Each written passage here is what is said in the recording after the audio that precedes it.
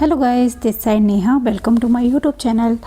आप सभी का स्वागत है मेरे राइजिंग स्टार एकेडमी में। आज हम लोग टॉपिक कर रहे हैं, आपका टॉपिक्स क्या सीरीज़ है ये आपकी टॉप क्वेश्चंस की। ओके, जो महत्वपूर्ण से महत्वपूर्ण क्वेश्चन है जो आपको एग्ज़ाम में यहीं से मिलने वाले हैं और आपके 10 नंबर पक्के होने वाले हैं एनईपी के। NEP is a very important topic दिया है आपको 10 मार्क्स का, जो कि आज आप पूरा कवर अप कर लेंगे। हम 1 बाय 1 सीरीज़ देंगे, ठीक है। उसमें आपके टॉप से टॉप क्वेश्चंस होंगे जो एग्ज़ाम में आपको मिलने वाले हैं। ओके, बिना देरी करे स्टार्ट करते हैं। क्वेश्चन फर्स्ट है हमारा, एनईपी 2020 कब जारी हुआ। और आपके लिए ये बहुत अच्छी बात है, यह क्वेश्चंस आपके इंग्लिश में भी और हिंदी में दोनों मीडियम वालों बच्चों के लिए है जो बाइलिंगुअल हैं। ओके, इंग्लिश में भी पढ़िए, हिंदी में भी पढ़िए। ओके, एनईपी 2020 कब जारी हुआ, तो ये तो इसमें तो क्वेश्चन पूछने की आपकी बात ही नहीं है। जब ये 2020 ही नाम है इसका, तो नेशनल एजुकेशन पॉलिसी तो 2020 है, तो 2020 में ही जारी हुई। व्हेन वाज एनईपी 2020 रिलीज, तो कितने में हुई आपकी 2020 में हुई। ओके, एनईपी 2020 किस मंत्रालय द्वारा जारी की गई, तो एनईपी 2020 किस मंत्रालय द्वारा की जाएगी। देखो, शिक्षा की बात है तो शिक्षा मंत्रालय द्वारा जारी की जाएगी। तो NEP 2020 was issued by which ministry, तो एजुकेशन मिनिस्ट्री। ओके, एनईपी 2020 किस पुराने ढांचे को बदलता है, तो पुराने ढांचे को बदलता है। जो पुराना ढांचा था हमारा क्या था, 10+2 था। ओके, तो पुराना ढांचा था 10+2, उसको बदलता है। अब हमारा नया ढांचा है 5+3+3 4, तो ये नया ढांचा है। मैंने इसके आपको टॉपिक वाइज आपके शॉर्ट नोट्स में आपको वीडियो दे रखी है एनईपी की, आप पहले उसको पढ़ें, उससे ये बेहतर होगा। पहले आप थ्योरी पढ़ें, उसके बाद क्वेश्चंस करें, बहुत अच्छा बेनिफिट होगा। ओके, तो पुराना ढांचा था हमारा 10+2, तो विच स्ट्रक्चर वॉज रिप्लेस्ड, कौन सा स्ट्रक्चर रिप्लेस्ड हुआ है, 10+2।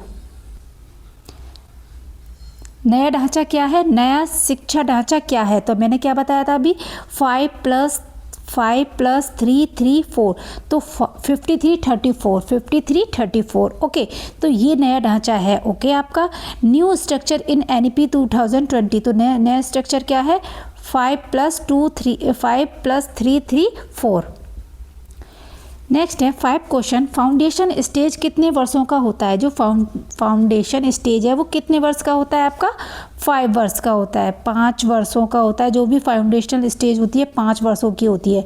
फाउंडेशन स्टेज ड्यूरेशन आपका 5 ईयर्स। ओके, फिर नेक्स्ट है आपका सबसे अच्छा बेहतरीन क्वेश्चन, फिर दोबारा आपके साथ लेकर आई हूँ मैं।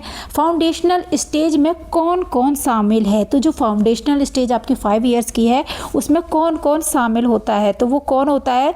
सबसे पहली स्टेज आपकी क्या होती है, हम शुरू करते हैं 5+3+3+2। ओके, तो सबसे पहले क्या होती है, 5 होती है, उसको हम बोलते हैं फाउंडेशनल स्टेज। ओके, तो उसमें कौन कौन शामिल होता है, तो उसमें होता है आपका नर्सरी, केजी +1 2, तो आपका नर्सरी से लेके नर्सरी के 3, नर्सरी एलकेजी यूकेजी 3 साल ही हो गए, और 1 और 2 वो हो गए, तो टोटल 5 साल होते हैं, तो 5 ईयर होते हैं। तो इसका आंसर है आपका नर्सरी टू 1 केजी। तो who is included in foundational stages, तो क्या है, नर्सरी केजी 1 2। 7th क्वेश्चन है आपका, प्री प्रायोरिटी स्टेज किन कक्षाओं का होता है। जो प्री प्रायोरिटी स्टेज है वो किन कक्षाओं का होता है, वो 3 और 5 का होता है। किसका होता है, 3 और 5 का होता है आपका, इन कक्षाओं का होता है। प्री प्रायोरिटी स्टेज इंक्लूड्स तो 3 classes 3 and 5। Okay, next 8 question है आपका, मिडिल स्टेज किन कक्षाओं का होता है। जो मिडिल स्टेज होता है वो आपका किन कक्षाओं का होता है, वो होता है 6 to 8 का। ओके, तो मिडिल कक्षा कौन सी होती है आपकी, 6 to 8। प्रथम हो गई 1 to 5, और आपकी मिडिल हो गई 6 to 8, और अपर हो गई आपकी 8 to 12। ओके, फिर नेक्स्ट है आपका सेकेंडरी स्टेज किन कक्षाओं का होता है, तो सभी जानते हैं जो सेकेंडरी स्टेज होती है, सेकेंडरी स्टेज क्या होती है, 9 to 12। आपका 9 से लेकर 12 तक क्या होता है, सेकेंडरी स्टेज होती है। जो कि आप बोलते हो ना secondary school, secondary college, secondary school बोलते हो ना, तो सेकेंडरी इसीलिए बोला जाता है उसको 9 to 12 के लिए। ओके, नेक्स्ट है आपका किस भाषा में प्रारंभिक शिक्षा देने की सिफारिश की गई है। जो आपकी प्रारंभिक शिक्षा है वो किस भाषा में दी गई है, अंग्रेजी में, मातृभाषा में, संस्कृत में, उर्दू में। तो देखो छोटे बच्चों को आप डायरेक्टली इंग्लिश बोलोगे तो उन्हें कुछ समझ में नहीं आएगा, है ना। तो उनको क्या होता है, उनको मदर टंग देनी होती है, मातृभाषा। किसका, मातृभाषा। मातृभाषा का मतलब ये होता है कि जैसे आप हरियाणा में हो तो मातृभाषा हरियाणा की हरियाणवी बोली जाएगी। ओके, बच्चा आपका तमिलनाडु का है तो वहाँ पे आपको तेलुगु मातृभाषा में पढ़ाया जाएगा। कौन सी कक्षा में, प्रारंभिक शिक्षा में, उसको प्रारंभिक शिक्षा में मातृभाषा यूज करी जाएगी। ओके, पंजाब में पंजाबी पढ़ाई जाएगी, ठीक है। तो इस हिसाब से जो प्रारंभिक शिक्षा होती है वो मातृभाषा, मदर टंग पर डिपेंड करती है। Medium recommended for early education, तो अर्ली एजुकेशन पर कौन सा है, मदर टंग। ओके, एनईपी 2020 में शिक्षा का लक्ष्य किस प्रकार का विकास करना है। जो आपका 2020 में किस प्रकार का विकास करना चाहता है वो, केवल देखो यहाँ पे भी सीटेट वाली बात आएगी, केवल तो कहीं पे आपका दिखेगा ना ऑप्शन तो आप उसको गलत कर देंगे। ओके, केवल क्या है, नेगेटिव टैग होता है, नेगेटिव कीवर्ड होता है, केवल वाला ऑप्शन हमेशा गलत होता है, वो आप कभी राइट नहीं करेंगे। ओके, दो आपको यहाँ से देखो सभी मिल गए तो आपका आंसर मिल ही गया। तो क्या है, समग्र विकास। क्या है, लक्ष्य किस प्रकार का विकास करना है, समग्र विकास करना है। तो goal of NEP 2020 is to promote, तो कौन सी प्रमोट करता है, होलिस्टिक डेवलपमेंट। कौन सा, होलिस्टिक डेवलपमेंट। नेक्स्ट 12वां क्वेश्चन है आपका, 12 क्वेश्चन है, एनईपी 2020 में किस प्रकार की शिक्षा पर जोर दिया गया है।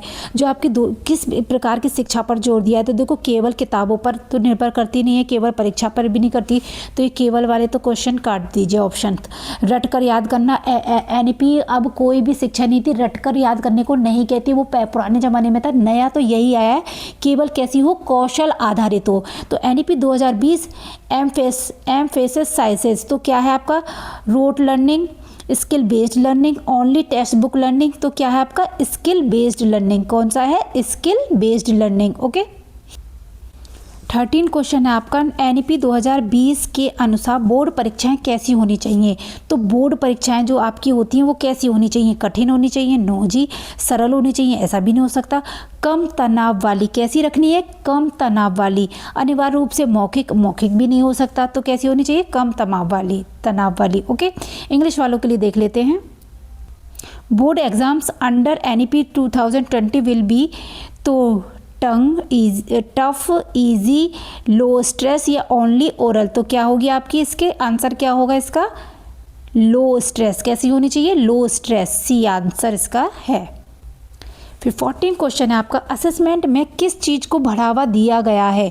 तो आपका जो असेसमेंट किया जाता है, आकलन किया जाता है, क्या किया जाता है, आकलन किया जाता है, उसमें किस चीज़ को बढ़ावा दिया गया है। तो कोचिंग को दिया गया है, नहीं जी, नियमित फीडबैक को। किसको, जब आप उसका असेसमेंट करेंगे, आकलन करेंगे तो आप क्या करेंगे, नियमित फीडबैक देंगे, बच्चों को बार बार फीडबैक देंगे, उसको मनोबल पता लगेगा कि वो कितना पानी में। केवल वाला गलत है, टेस्ट कठोर मूल्यांकन ये भी गलत है, तो क्या होगा, नियमित फीडबैक देंगे। ओके,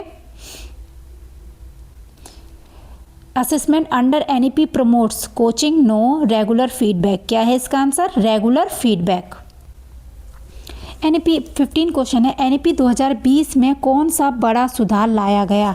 तो सबसे बड़ा सुधार कौन सा लाया गया है, मल्टीपल एंटी एग्जिट सिस्टम। तो मल्टीपल एंटी एग्जिट सिस्टम या केवल एक ही डिग्री संभव, केवल तो बात आएगी नहीं। स्किल शिक्षा हटाई गई, गलत। बोर्ड परीक्षा खत्म, गलत, ऐसा तो नहीं है। तो कौन सी है, मल्टीपल एंटी एग्जिट सिस्टम। जो मल्टीपल एंट्री एग्जिट सिस्टम है उसमें बहुत तरह की आप एक साल वो पढ़कर देख सकते हैं, ठीक है। फिर दूसरे साल इस टाइप से नई शिक्षा नीति है कि मल्टीपल एंट्री सिस्टम है, कोई प्रेशर नहीं है बच्चे पे। मेजर रिफॉर्म इन एनईपी 2020, तो क्या है, multiple entry exit system. Okay, higher 16 question है आपका, higher education commission of India. आप इसकी फुल फॉर्म याद कर लीजिए, पूछ ली जा सकती है आपको। HECI की फुल फॉर्म क्या होती है, तो आपको याद करना है, higher education commission of India.